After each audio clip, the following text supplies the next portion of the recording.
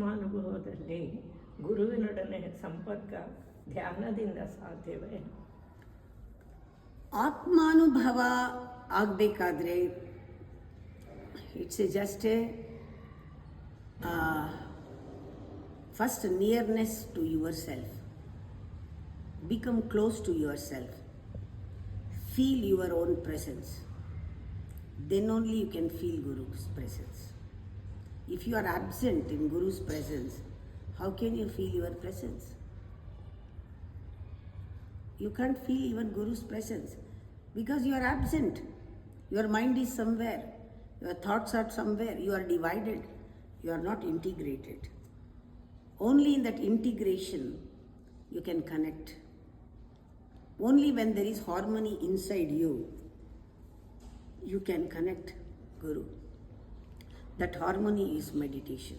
It is not closing your eyes and sitting and connecting a Guru. Is not just you are not a missionary or a mission. Switch on and off ಮಾಡೋದಕ್ಕೆ ಒಳಗಡೆ ನಿಮಗೆ connect ಆದ ತಕ್ಷಣ ನಿನ್ನ ಆತ್ಮದಲ್ಲಿ ಆಟೋಮ್ಯಾಟಿಕ್ಕಾಗಿ you connect to each and every soul. You reflect. Easily guru can be available to you. ಗುರು available ಆಗೋಕ್ಕೆ ನಾವು ಮೊದಲು ಓಪನ್ ಅಪ್ ಆಗಬೇಕು. ಆವಾಗ ಧ್ಯಾನದಲ್ಲಿ ಕನೆಕ್ಟ್ ಆಗುತ್ತೆ. ಧ್ಯಾನದಲ್ಲಿ ಕನೆಕ್ಟ್ ಆಗೋದೇ ಕಣ್ಣು ಮುಚ್ಕೊಂಡು ಕೂತ್ಕೊಂಡಿರಬೇಕು ಅಂತಿಲ್ಲ.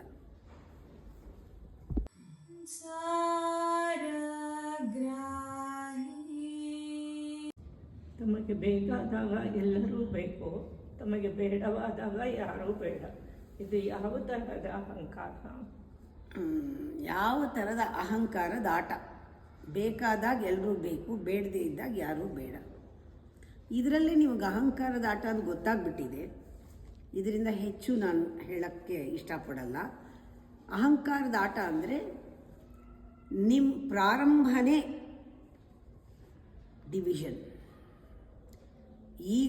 Egoistic mind divides, separates. It makes everything into fragments, all thoughts into fragments. ಏನು ಮಾಡಿದೆ? ಬೇಕು ಬೇಡ ಅಲ್ದ ಸ್ಟಾರ್ಟ್ ಆಗುತ್ತೆ. I want this, I don't want this. I like this, I don't like this. This is good for me, this is bad for me. This is right and this is wrong. Discretion. This is high, this is low. ಎಲ್ಲದರಲ್ಲೂ, ಒಂದರಲ್ಲ. ಯಾವುದು ಬೇಕು ನಿಮಗೆ? ನಿಮಗೆ ಸರಿಯಾಗಿ ಕಂಡಿದ್ದೆಲ್ಲ ಬೇಕು. ಎಲ್ಲ ನಂದು. ನನಗೆ ಸರಿ ಅನಿಸಿದ್ದು, ನನಗೆ ಕರೆಕ್ಟ್ ಅನಿಸಿದ್ದೆಲ್ಲ ನಂದು. ನನಗೆ ಬೇಕಾದಾಗ ಎಲ್ಲರೂ ಬೇಕು, ಎಲ್ಲರದ್ದು ಬೇಕು, ಎಲ್ಲ ಸರಿ.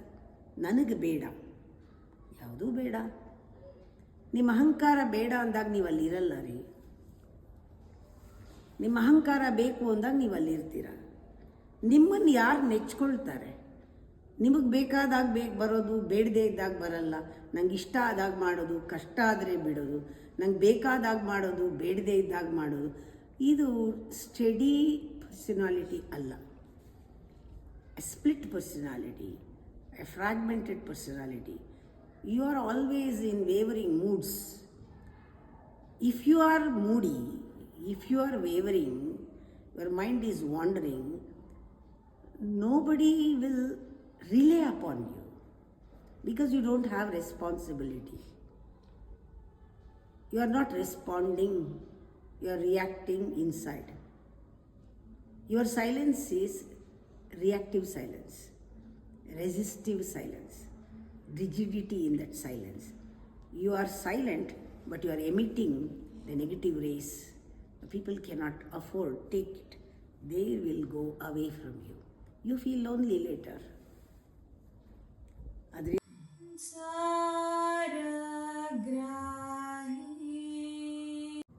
ಗುರುವಿನ ಸಾಮೀಪ್ಯವನ್ನು ಸದುಪಯೋಗಪಡಿಸಿಕೊಳ್ಳುವುದು ಹೇಗೆ? ಗುರುವಿನ ಸಾಮೀಪ್ಯವನ್ನು ಸದುಪಯೋಗಪಡಿಸಿಕೊಳ್ಳುವುದು ಹೇಗೆ? ಮೊದಲು ಸಾಮೀಪ್ಯಕ್ಕೆ ನಿಮಗೆ ಯರ್ನಿಂಗ್ ಇರಬೇಕು, ಇಲ್ಲ ಸಾಮೀಪ್ಯನೂ ಸಿಗಲ್ಲ. ಜನ್ಮ ಜನ್ಮಾಂತರದಿಂದ ನನಗೊಂದು ದಾರಿ ಬೇಕು, ನನಗೊಂದು ದಾರಿಗೆ ಬೆಳಕು ಬೇಕು, ನನಗೊಂದು ಗೈಡ್ಲೈನ್ ಬೇಕು, ನಾನು ತಲುಪಬೇಕು, ನಾನು ಒಳಗಡೆ ಹೋಗೋ ದಾರಿ ಇದು, ಬಿದ್ದರೆ ಎಡವಿದ್ರೆ ಕೈ ಹಿಡಿಯೋರೊಬ್ಬರು ಬೇಕು, ಯಾರನ್ನಾರು ನಂಬಕ್ಕೆ ಯಾರು ಬೇಕು, ನನಗೊಂದು ಕೋಲ್ ಬೇಕು ಹಿಡ್ಕೊಳ್ಳೋಕ್ಕೆ, ಬೀಳದೆ ಇರೋಂಗೆ ನೋಡ್ಕೋಬೇಕು, ರಕ್ಷಣೆ ಬೇಕು. ಇದು ದಾರಿ ಬಹಳ ಪರಿಶ್ರಮವಾದದ್ದು. ಒಳಗಡೆ ಹೋಗೋದು, ಇದರಲ್ಲಿ ಯಾರಾದರೂ ಒಬ್ಬರು ಬೇಕು ಅಂತ ಅನ್ಸಕ್ಕೇನೆ ಎಷ್ಟೋ ಜನ್ಮಗಳು ಹಿಡಿಸತ್ತೆ. ಆವಾಗಲೇ ನಾವು ಗುರುನ ಹುಡುಕೊಳ್ತೀವಿ. ಯಾರು ನಮ್ಮ ನಿಜವಾದ ಗುರು, ನಮ್ಮನ್ನು ಕರ್ಕೊಂಡು ಹೋಗೋರು, ಹೆಜ್ಜೆ ಹೆಜ್ಜೆಗೂ ನಮ್ಗೆ ಧೈರ್ಯ ಕೊಡೋರು, ಬಿದ್ದರೆ ಎಬ್ಸೋರು, ನಮ್ಮ ಭಯ ಬರೆಸದೆ ಇಲ್ಲೇ ಇದೆ ಬಾ ಹೋಗೋಣ, ನಿನ್ನ ಕೈಲಾಗತ್ತೆ ಅಂತ ಹೇಳೋರು, ರಿಮೈಂಡ್ ಮಾಡೋರು, ಇಂಥವ್ರು ಬೇಕು ನನಗೆ ಯಾರಾದ್ರೂ ಅಂತ. ಆ ಒಂದು ಸಪೋರ್ಟ್ ಬೇಕು ಅಂತ ಬರೋದೇನೆ ಆ ದಿಕ್ಕಲ್ಲಿ ನೋಡಿದವ್ರಿಗೆ. ಎಷ್ಟೋ ಜನ ಆ ಅಧ್ಯಾತ್ಮದ ದಿಕ್ಕನ್ನು ನೋಡೇ ಇರಲ್ಲ, ಅಂದರೆ ಪ್ರಾಪಂಚಿಕವಾಗಿರ್ತಾರೆ, ಆ ಕಡೆ ತಿರುಗೇ ಇರಲ್ಲ. ಅವರು ಗುರು ಅವಶ್ಯಕತೆ ಇಲ್ಲವೇ ಇಲ್ಲ. ಅವ್ರಿಗೆ ನನಗೆಲ್ಲ ಗೊತ್ತು ಅಂತಿರ್ತಾರಲ್ಲ, ಅವರಿಗೆ ಗುರು ಹೇಗೆ ಸಾಧ್ಯ ಬರೋಕ್ಕೆ? ಅವರು ಎಲ್ಲ ಗುರುಗಳನ್ನ ಪರೀಕ್ಷೆ ಮಾಡೋಕ್ಕೆ ಕೂತಿರ್ತಾರೆ ಹೊರತು ಇವ್ರಿಗೆ ಚೆನ್ನಾಗಿ ಗೊತ್ತು, ಇವ್ರಿಗೆ ಚೆನ್ನಾಗಿ ಗೊತ್ತಿಲ್ಲ, ಇವ್ರು ಸರಿಯಾದ ಗುರು ಬರೀ ತನಿಖೆ ಮಾಡ್ತಿರ್ತಾರೆ ಹೊರತು ಯಾರ ಹತ್ರ ಹೋಗಬೇಕು, ನನಗೆ ಯಾರೂ ಸರಿಯಾಗಿ ಗುರುನೇ ಇಲ್ಲ ಅಂತ ಹುಡುಕ್ತಾ ಇರ್ತಾರೆ, ಗುರುನ ಪರೀಕ್ಷೆ ಮಾಡೋಗ್ತಾರೆ. ಆ ಥರದವ್ರು ಅಲ್ಲ. ಅದು ಸಾಮೀಪ್ಯ ಸಿಗಲ್ಲ ಅವ್ರಿಗೆ, ದೂರ ದೂರ ಹೋಗ್ತಿರ್ತಾರೆ. ಆ ಗುರು ಅನ್ನೋ ಪದಾನೇ ಅರ್ಥ ಕಳ್ಕೊಂಡ್ಬಿಡುತ್ತೆ ಅವ್ರಿಗೆ. ಸಾಮೀಪ್ಯಕ್ಕೂ ಯೋಗ್ಯತೆ ಬೇಕು. ಆಗ ಸಾಮೀಪ್ಯ ಅಂದ್ಕೊಂಡು ಬರೋಕ್ಕಾಗಲ್ಲ. Suddenly it happens. If you are really ready, guru will appear. You get gurus suddenly, because guru is a power. You attract that power. Guru pulls you towards him if you are ready, if you are hungry. Like a child, if you are hungry, mother knows you are hungry. ಹೇಗೆ ಕರು ಹೋಗಿ ಕೆಚ್ಚಲಿಗೆ ಬಾಯಿ ಹಾಕುತ್ತೋ ಆ ಥರ ಎಲ್ಲ ಬಿಡಿಸ್ಕೊಂಡು ಗುರು ಹತ್ರ ಹೋಗಬೇಕು ಅನ್ನೋದು ಬರುತ್ತೆ ತವಕ. ನನಗೆ ಬಾಯಾರಿಕೆ ಆಗಿದ್ದರೆ, ಬೇಕು ಅನಿಸಿದರೆ ಸಾಮೀಪ್ಯ ಕೂಡ ಸಿಗೋದು ಕಷ್ಟ. ಆ ಸಾಮೀಪ್ಯ ಸಿಕ್ಕಿದ ಮೇಲೆ ಸದುಪಯೋಗ ಆಗಲೇಬೇಕು. ಸಾಮೀಪ್ಯ ನಿಜ ಆಗಿದ್ದರೆ, ನಿಜವಾಗ್ಲೂ ಅವರು ಬರೀ ಫಿಸಿಕಲಿ ಅಲ್ಲ, ಅವ್ರ ಫೀಲಿಂಗ್ ಇದ್ದರೆ, ಗುರು ಜೊತೆ ಇರೋ ಫೀಲ್ ಆಗಿದ್ದರೆ, it's not a physical nearness. It has to become closeness and togetherness. ಆವಾಗಲೇ ಗುರುವನ್ನು ಉಪಯೋಗ ಮಾಡ್ಕೊಳ್ಳೋದು, ಸದುಪಯೋಗ ದುರುಪಯೋಗ ಆಮೇಲೆ ಬರೋದು ಪ್ರಶ್ನೆ. ಅಲ್ಲಿ ತನಕ ಯಾರು ಗುರುನ ಏನೂ ದುರುಪಯೋಗ ಮಾಡ್ಕೊಳಕ್ಕಾಗಲ್ಲ. Nobody can misuse guru. Nobody can even touch. Because if you are in untruth, you can't be in that direction of a guru. Even if you are physically there, your direction is different. That is cheating. That is betrayal. ಅದನ್ನೇ ಹೇಳೋದು, ಗುರು ಸಾಮೀಪ್ಯ ಇದ್ರು ಅಂದರೆ physical nearness ಅಲ್ವೇ ಅಲ್ಲ. ಅದು ಬಹಳ ಸೂಕ್ಷ್ಮವಾಗಿ ಆ ಕ್ಲೋಸ್ನೆಸ್ ಅನಿಸುತ್ತೆ. ಕ್ಲೋಸ್ನೆಸ್ನಲ್ಲಿ ಗುರು ಹತ್ತಿರ ಅನಿಸೋದು, ಗುರುವಿನ ಜ್ಞಾನ, ಗುರು ಯೋಚನೆ ಮಾಡಿದ್ದೆಲ್ಲ ನಮಗೆ ತಲುಪ್ತಾ ಇರುತ್ತೆ. ಅಷ್ಟು ಓಪನ್ ಆಗಿರ್ತೀವಿ. ನಾವೆಲ್ಲಿ ತುಂಬಿಕೊಂಡಿದ್ರೆ ಕಸ ಗುರು ತಗಲೋದಿಲ್ವೋ ಅಂಥೇಳಿ ತೊಳ್ಕೊಂಡು ಹೋಗ್ತೀವಿ. ಸ್ನಾನ ಮಾಡಿ ಗುರು ಹತ್ರ ಹೋಗ್ತೀವಿ, ಖಾಲಿ ಮಾಡ್ಕೊಂಡು ಗುರು ಹತ್ರ ಹೋಗ್ತೀವಿ. You become empty when you are with a guru. You go empty. You surrender totally with humbleness. You go. That is how you should go to a guru. ಅವನ ಪಾದದ ಹತ್ರ ಬಿತ್ತು ಅಂದರೆ ಖಾಲಿ ಆಗಿಬಿಡ್ಬೇಕು. ಆವಾಗ ಏನು ಆ ಗುರು ಯೋಚನೆ ಮಾಡಿದ್ದೆಲ್ಲ ಟ್ರಾನ್ಸ್ಮಿಟ್ ಆಗುತ್ತೆ. It is not asking question and taking answer. He transmits knowledge like electric current. He moves to you. He initiates. Whatever he thinks, it reflects in you. Whatever he feels, it reflects in you. That is upayoga. That is called the using or the connecting Guru's knowledge as your knowledge. First you become Shishya to Guru, then you become Guru to your Shishya inside, then you can become Guru to others. It's a big process. ನಿನ್ನನ್ನು ಗುರು ಮಾಡ್ತಾನೆ ಅವನು, follower ಮಾಡಿ ಇಟ್ಕೊಳ್ಳಲ್ಲ. ನೀನು ಗುರು ಆಗೋಕ್ಕೆ ಅವನಿಗಿಷ್ಟ, ಆ ರೀತಿ ಮಾಡೋರ್ಗೂ ಅವ್ನು ಬಿಡಲ್ಲ. ಇದೇ ಕೃಷ್ಣಾರ್ಜುನನಲ್ಲಿ ನಡೆದಿದ್ದಲ್ವ, ಹಾಗೆ.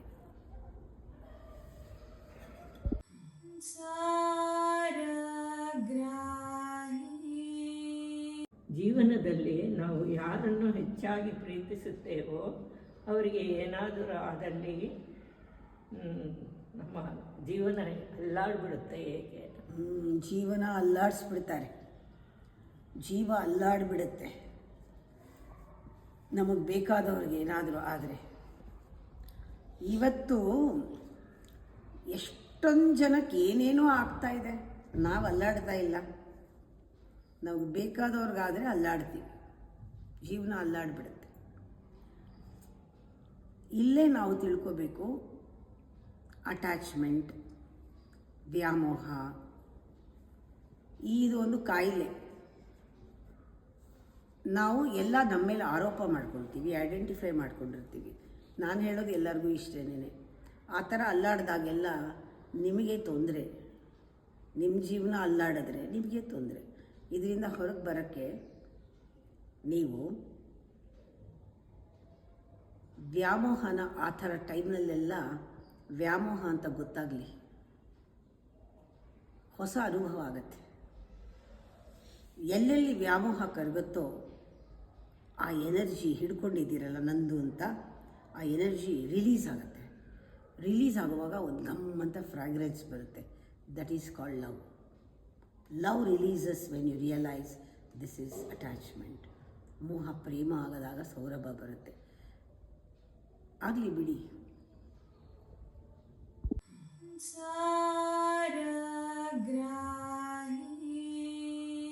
ಅರ್ಥ ತಾತ್ಪರ್ಯಗಳಿಗಿಂತ ಅನುಭವ ದೊಡ್ಡದು ಎನ್ನುತ್ತಾರೆ. ಈ ಅನುಭವಕ್ಕೆ ಬೇಕಿರೋದು ಜ್ಞಾನ ಯಾವುದು? ಅರ್ಥಕ್ಕೆ, ತಾತ್ಪರ್ಯಕ್ಕೆ ಮತ್ತು ಅನುಭವಕ್ಕೆ ಮೂರಕ್ಕೂ ಜ್ಞಾನ ಬೇಕು. ಅರ್ಥ ತಿಳ್ಕೊಳ್ಳೋಕ್ಕೆ ಬೇಕಾಗಿರೋ ಜ್ಞಾನ ಅಕ್ಷರ ಜ್ಞಾನ, ಡಿಕ್ಷನರಿ ನೋಡಿ ತಿಳ್ಕೊಳ್ಳುವಂಥ ಬುದ್ಧಿವಂತಿಕೆ. ಈ ಪದಕ್ಕೆ ಈ ಅರ್ಥ, ಈ ಶ್ಲೋಕ ಈ ಅರ್ಥ ಹೇಳ್ತಾ ಇದೆ, ಈ ಪ್ಯಾರಾಗ್ರಾಫ್ ಈ ಅರ್ಥ ಹೇಳ್ತಾ ಇದೆ, ದಿಸ್ ಈಸ್ ದ ಮೀನಿಂಗ್. ನಾವು ಹೈಸ್ಕೂಲ್ನಲ್ಲೆಲ್ಲ ನಾವು ಬರೀತಾ ಇದ್ವಲ್ಲ, ಅರ್ಥ ತಾತ್ಪರ್ಯ ಬರೀರಿ ಅಂದರೆ ಅದನ್ನೇ ತಾನೇ ಹೇಳ್ಕೊಟ್ಟಿದ್ದು. ನಮ್ಮದು ಅಕಾಡೆಮಿಕ್ ಎಜುಕೇಷನ್ ಏನು, ಇದೇ ಥರ ಓದೋದು ಕಲಿಯೋದು, ಆಮೇಲೆ ಅದನ್ನು ಅರ್ಥ ತಿಳ್ಕೊಳ್ಳೋದು, ಅದಕ್ಕೆ ಸಮ್ಮರಿ ಬರೆಯೋದು, ಇದನ್ನೇ ತಾನೇ ಹೇಳ್ಕೊಟ್ಟಿರೋದು. ಅಂದರೆ ನಮ್ಮ ಎಜುಕೇಷನ್ ಯಾರಿಗಾಗಿದೆ, ಎಜುಕೇಷನ್ನೇ ಇದನ್ನು ಹೇಳ್ಕೊಟ್ಟಿದೆ. ನಮಗೆಲ್ಲದಕ್ಕೂ ಅರ್ಥ ಗೊತ್ತಾಗುತ್ತೆ. ಇವಾಗ ಡಿಕ್ಷನರಿ ಮೀನಿಂಗ್ ಗೊತ್ತಾಗುತ್ತೆ, ಮತ್ತು ಅದನ್ನೆಲ್ಲ ಸೇರಿಸಿ ಚಿಕ್ಕದಾಗಿ ಒಂದು ಸಮ್ಮರಿ ಗೊತ್ತಾಗುತ್ತೆ. ಓ, ಇದು ಇದ್ರ ಬಗ್ಗೆ ಇದೆ, ಇದು ಕೊನೆಯಲ್ಲಿ ಇದ್ರ ನೀತಿ ಇದು, ಇದೆಲ್ಲ ಸರಿ. ಇದಕ್ಕೆ ಬೇಕಾಗಿರೋದು ಸಾಕಷ್ಟು ಬುದ್ಧಿ ಬೇಕು. ಇದೊಂದು ಜ್ಞಾನ, ಪ್ರಾಪಂಚಿಕ ಜ್ಞಾನ ಅಥವಾ ಪುಸ್ತಕ ಜ್ಞಾನ ಅಂತ ಹೇಳ್ಬೋದು, ಅದು ಸಾಕು. ಅರ್ಥ ತಿಳ್ಕೊಂಡು ತಾತ್ಪರ್ಯ ತಿಳ್ಕೊಂಡು ಕೆಲವರು ಸುಮ್ಮನಾಗ್ಬಿಡ್ತಾರೆ. ಅದು ಒಂಥರ pattern in the mind, they will forget it. It is only A memory. ಅದು ಮೆಮೊರಿನಲ್ಲಿ ಇರುತ್ತೆ. ಅದು ಆವಾಗವಾಗ ನೀವು ಅರ್ಥ ತಾತ್ಪರ್ಯ ಜ್ಞಾಪಿಸ್ಕೊಳ್ಳದೆ ಇದ್ದರೆ, ಅದನ್ನು ಬಳಸದೇ ಇದ್ದರೆ ಮರ್ತೋಗುತ್ತೆ. ಆ ಥರ ಎಷ್ಟು ಮರ್ತಿದ್ದೀವಿ ನಾವು. ಆದರೆ ನಮಗೆ ಕೆಲವು ಜ್ಞಾಪಕ, ಕೆಲವು ಜ್ಞಾಪಕನೇ ಇಲ್ಲ. ಅದನ್ನೇ ಆ ನಾಲೆಡ್ಜ್ ಏನಿದೆ ಅದನ್ನು ಅಕ್ಯುಮ್ಯುಲೇಟೆಡ್ ನಾಲೆಡ್ಜ್ ಅಂತ ಹೇಳ್ತಾರೆ. ಜ್ಞಾನ ಅಕ್ಯುಮ್ಯುಲೇಟ್ ಮಾಡೋದ್ರಿಂದ ಅದು ನಮ್ಮಲ್ಲಿ ಇರುತ್ತೆ. ಎಷ್ಟು ದಿನ ಬೇಕೋ ಅಷ್ಟು ದಿನ ಇಟ್ಕೋಬೋದು, ಜ್ಞಾಪಿಸ್ಕೋಬೋದು, ಬಿಡ್ಬೋದು. ಅಕಸ್ಮಾತ್ ತಲೆಗೆ ಏಟು ಬಿದ್ದರೆ ಎಲ್ಲ ಮರ್ತೋಗುತ್ತೆ, ಅಳಿಸೋಗುತ್ತೆ. ನಮ್ಮೊಳಗೊಂದೂ ಹೋಗಿರಲ್ಲ, ಯಾಕೆಂದರೆ ಯಾವುದೂ ನಮ್ಗೆ ಅನುಭವ ಕೊಟ್ಟಿರಲ್ಲ. ಆದರೆ ಅದನ್ನು ಅಪ್ಲೈ ಮಾಡೋದು ಅಂದರೆ ಅನುಷ್ಠಾನ ಮಾಡೋದು, ಅಥವಾ ಕೇಳಿದ್ದು ಕಲ್ತಿದ್ದನ್ನು ನಿಧಿಧ್ಯಾಸನ ಮಾಡುವುದು, ಅದನ್ನು ನಮ್ಮ ಜೀವನದಲ್ಲಿ ಅಳವಡಿಸ್ಕೊಳ್ಳೋದು. ಹೌದು, ಇದಿದೆ, ಇದು ನನಗೆ ಹೇಗೆ ನಮ್ಮ ಜೀವನದಲ್ಲಿ ಯಾವಾಗ ವರ್ಕ್ ಆಗುತ್ತೆ ಅಂತ ಗಮನಿಸ್ಕೊಳ್ಳೋದು. ನೀವು ಒಳಗಡೆ ಹಾಕ್ಕೊಂಡ್ಬಿಟ್ರೆ, ಎಕ್ಸ್ಪೀರಿಯನ್ಸ್ ಮಾಡಿದ್ರೆ ಒಂದೊಂದು ವರ್ಡನ್ನು ಅದೊಂಥರ ಸ್ಟೋರ್ ಹೌಸು. ಆಲ್ರೆಡಿ ಒಳಗೆ ನಮಗೆ ಒಂದು ರೀತಿ ಬೆಳಕಿದೆ. ಆ ಬೆಳಕು ಡಿಕ್ಷನರಿಗಿಂತ ಆಳವಾದ ಮೀನಿಂಗ್ಗಳನ್ನು ಹೊತ್ಕೊಂಡಿದೆ. ಒಂದೊಂದು ಪದಕ್ಕೆ ಬೇಕಾದಷ್ಟು ಸಾವಿರಾರು ಅರ್ಥಗಳು ಒಳಗಡೆ ಇವೆ. ಅಂಥ ಟ್ರೆಷರ್ ಹೌಸ್ ನಾವೆಲ್ಲ. ನೀವು ಇದನ್ನು ಇಲ್ಲಿಂದ ಒಂದು ಬಿಟ್ಟರೆ ವರ್ಡು, ಅದೇನಾದರೂ ಒಳಗಡೆ ಹೋದರೆ, ಮೌನದಲ್ಲಿ ಹೋದರೆ, ಆ ವರ್ಡ್ಗೆ ಒಂದು ಸೈಲೆನ್ಸ್ ಇದೆ, ನಾದಕ್ಕೊಂದು ಮೌನ ಇದೆ. ಅಲ್ಲಿ ಒಳಗಡೆ ಹೋಗಿ ಏನು ಮಾಡುತ್ತೆ, ಅದಕ್ಕೆ ಸಂಬಂಧಪಟ್ಟಿದ್ದ ಎಲ್ಲ ಅಲೆಗಳು, ಅದಕ್ಕೆ ಸಂಬಂಧಪಟ್ಟಿದ್ದ ಅರ್ಥಗಳನ್ನೆಲ್ಲ ಒಂಥರ ಆ್ಯಕ್ಟಿವೇಟ್ ಮಾಡುತ್ತೆ. In that realisation you get more and more subtle meaning of the word which you have taken. ಅದಕ್ಕೆ ಹೇಳ್ತಾರೆ going verbal to non verbal is a great meditation ಅಂತ. Or analysing the verbal words is nothing. ಅದು ನಾಲೆಡ್ಜೇ ಅಲ್ಲ, it's not knowledge. ಅದಕ್ಕೆ ಇವಾಗೆಲ್ಲ ಬರೀ phone ಇಟ್ಕೊಂಡು ಕೂತ್ಕೊಂಡಿರೋರಿಗೆ they get the meaning of the word. Sometimes it is irrelevant because it doesn't mean anything, because the time and space is different.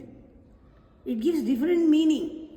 ಹಿಂದಿನ ಕಾಲದವ್ರಿಗೆ ಏನು ಮೀನಿಂಗ್ ಕೊಡ್ತಿತ್ತು, ಬೇರೆ ಮೀನಿಂಗೇ ಕೊಡುತ್ತೆ. ಯಾಕೆಂದರೆ ನಾವು ನೋಡೋ ದೃಷ್ಟಿಕೋನನೇ ಬೇರೆ ಈಗ. ಅದರಿಂದ ಯಾವುದು ಒಳಗಡೆ ಹೋಗುತ್ತೆ word, verbal to non-verbal, silence. When the word goes to silence, there is a connection inside. There are many more meaning inside you. Treasure house. ಆಗ ಸಮಯಕ್ಕೆ ಸರಿಯಾಗಿ ಕೆಲವು ಮೀನಿಂಗ್ಸ್ ಸ್ಫುರಿಸುತ್ತೆ ನಮಗೆ. ಅದನ್ನು ಆತ್ಮಜ್ಞಾನ, ಅದು ನಮ್ಮ ಒಳಗಿಂದ ಸ್ಫುರಿಸುತ್ತೆ. ಇಂಟ್ಯೂಟಿವ್ ಆಗಿ ಬರುತ್ತೆ, ಸಡನ್ ಆಗಿ ಬರುತ್ತೆ, ಸ್ಪಾಂಟೇನಿಯಸ್ ಆಗಿ ಬರುತ್ತೆ. Without analysis it comes. It just comes. It comes means it works at that point of time because you are needed that meaning. It comes to you as a new language, as a new invention, new innovation. It comes. Adanna ಜ್ಞಾನ ಅಂತಾರೆ. ಆ ಜ್ಞಾನ is the intuitive knowledge. ಗುರುಗಳನ್ನ connect ಮಾಡಿದ್ರು ಅಷ್ಟೇ, ಗುರು ಮಾತಾಡೋದು ಅಷ್ಟೇ, ಒಳಗಿಂದ ಮಾತಾಡ್ತಾನೆ ಅವನು. ಒಳಗಡೆ ನಿಮಗೆ ಈ ವರ್ಡು ಈ ಟೈಮ್ನಲ್ಲಿ ಯಾವ ಅರ್ಥ ಕೊಡ್ಬೋದು, ಯಾವ ಅರ್ಥ ಕೊಡೋ ವರ್ಡು ನಿಮ್ಮನ್ನು ಬಿಡುಗಡೆ ಮಾಡುತ್ತೆ. ಆ ಅರ್ಥದ ವರ್ಡು ನೀವು ಎದುರಿಗೆ ಬಂದಾಗ ಬರುತ್ತೆ, ಬೇರೆಯವ್ರು ಬಂದಾಗ ಬೇರೆ ಅರ್ಥ ಕೊಡೋ ಅದೇ ಮೀನಿಂಗ್ಗೆ ಬೇರೆ ಅರ್ಥ ಕೊಡುತ್ತೆ, ಬೇರೆ ವರ್ಡ್ ಬೇರೆ ಥರ ಒಂದು ಫಾರ್ಮೇಷನ್ ಆಗುತ್ತೆ ಸೆಂಟೆನ್ಸು. ಅದಕ್ಕೆ ಗುರು ಒಂದೇ ಸತ್ಯ ಪದೇ ಪದೇ ಹೇಳಿದ್ರು ಬೇರೆ ಬೇರೆ ಥರ ಹೇಳಿರ್ತಾನೆ, ಬೇರೆ ಬೇರೆ ಥರ ಅನಿಸುತ್ತೆ, ಒಂದೊಂದು ಲೆವೆಲ್ ಬೇರೆ ಬೇರೆ ಅನಿಸುತ್ತೆ, ಬೇರೆ ಬೇರೆ ಡೈಮೆನ್ಷನ್ಗೆ ನಿಮ್ಮನ್ನು ಕರ್ಕೊಂಡು ಹೋಗೋದ್ರಿಂದ guru transmits. That transmission is divine transmission, intuitive transmission. That is why we say it is like telepathy. Guru talks in telepathy.